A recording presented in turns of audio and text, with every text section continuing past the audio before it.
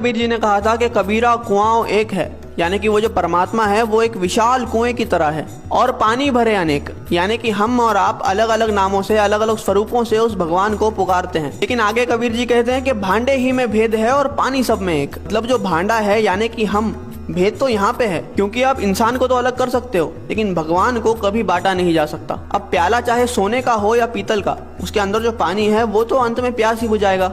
लेकिन अगर हम इस बात पे लड़ने लग जाए कि किसका प्याला ज्यादा बेहतर है, तो ना हम पानी पी पाएंगे और ना ही अपनी प्यास बुझा पाएंगे। जैसे दुनिया में हर जगह पे अलग अलग भोजन खाया जाता है, लेकिन हम कभी भी किसी और से जाकर इस बात पे तो नहीं लड़ते कि आप हमारी तरह भोजन क्यों नहीं करते, क्योंकि हमें पता है कि चाहे भोजन अलग अलग है लेकिन उसकी भूख और हमारी भूख एक जैसी है। हो सकता है कि वो ब्रेड खाकर अपनी भूख मिटा रहा है और हम रोटी खाकर, लेकिन उसका असर जो हमारी बॉडी पे होगा वो एक जैसा ही होगा। इसलिए हमारी पेट की भूख तो मिट जाती है लेकिन हमारी परमार्थ की भूख कभी मिट ही नहीं पाती। हम लड़ने में इतने बिजी है कि हमें खाने की यानी कि उस भक्ति को अनुभव करने की फुर्सत ही नहीं है। कबीरा कुआं एक है और पानी भरे अनेक, भांडे ही में भेद है, पानी सब में एक।